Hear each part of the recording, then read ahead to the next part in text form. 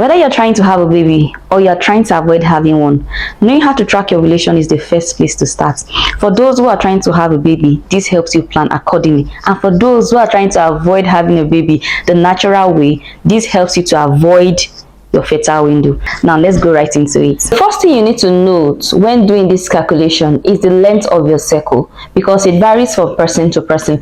The time someone with a 30-day cycle will be having their ovulation is not the same time the person with a 28-day cycle will be having their ovulation. So you need to know the length of your cycle, and you can do this by tracking for a period of 3 months, counting from the first day of your last period to the day before the next one. The first day of your last period to the day before the next time. Do that over a period of 3 months to be sure that it is reoccurring before you can use that length as your standard cycle length. Using the standard I mentioned earlier, counting from the first day of your last period to the day before the next one, we use this calendar of May and calculate for someone who has a 28-day cycle. So we number from the 1 to the 28, starting from, let's say this person has their last period started on the 3rd of May and it ended like maybe 7th. One thing to note is the length of the period, like the days you see blood, is not really important in anything. Whether you have it for 3 days or you have it for 7 days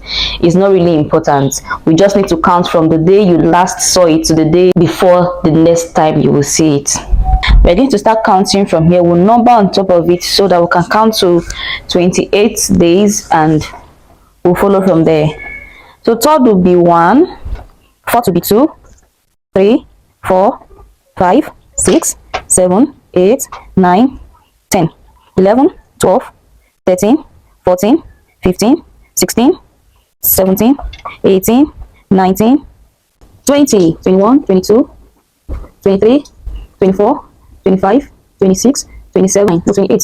Now we have the length of the cycle of this person to be 28 days. Like I said, you count from the day the period starts and then you count 28 days before the next one for someone who has a 28-day cycle. Research shows that women ovulate 14 days before their next period. 14 days before the next period. So we are going to count 14 days backward from here to get the ovulation. 14 days before the next period. The next one will be likely on 31st. Okay, so we count 14 days backward from the 28th and we'll get where she should be ovulating.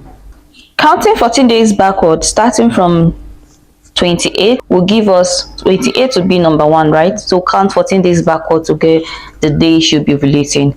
1, 2, 3, 4, 5, 6, 7, 8, 9, 10, 11, 12, 13, 14. So she'll be ovulating on the 17th of May.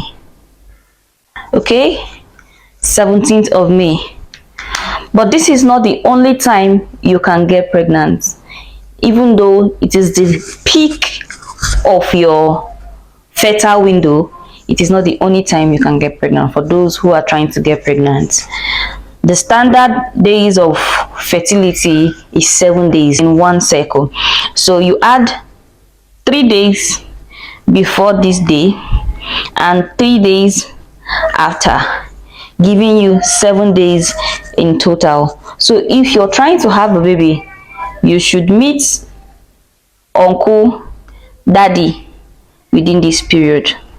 Okay, the peak of your ovulation is this day, 17th, which is the 14th day before your next period. Okay, 14 days before your next period, right? So if you count back from 28, which is the cycle length, 14 days before the next period will be 17th of May, which is the peak of your fertile window. But why it's possible for you to still get pregnant within this window of 7 days that we have mentioned is because after a sperm is released, it has the ability of staying active for up to 5 days, right? Up to 5 days. So if you do anything within this period, it will still be active by the time this egg will be released on the 17th. And if you do anything some days after that, it is still possible for you to get pregnant, because sometimes your egg is released later than estimated. Okay, it can come on 18, it can come on 19. Okay, and even though it still comes on 17, it's still possible for you to have a baby when you do anything within this period, because the lifespan of an egg after being released is usually from 12 to 24 hours. So 24 hours after that, you can still get pregnant. So if you're trying to have a baby, this is the best time to meet with uncle. And if you're trying not to have a baby, please stay away from this window, and you should even add extra 2 days for two-factor authentication. Extra 2 days to your fertile window. Avoid it so that will not hear stories that touch. Okay, so this is for someone with a 28-day cycle.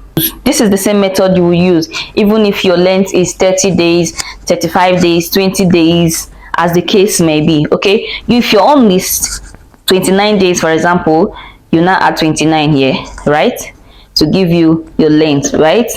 Okay, if it's 30, it means it's going to take you to the next month of June before you complete your cycle length. Okay, so this is the method you use. It is important to note that this calculation works best for those with a stable cycle length, those that are certain that when they count 28 days every other month, they have the same cycle length. For those who have irregular cycle length, I would advise you use ovulation test strip. That is what will give you the accurate results to avoid stories that touch, especially if you're trying to avoid having a baby. And if you're trying to have a baby and you've tried over a period of time and you're not certain where you're ovulating and you're not sure of your cycle length, please use an ovulation test strip to give you an accurate result. If you have further questions, you can send a message.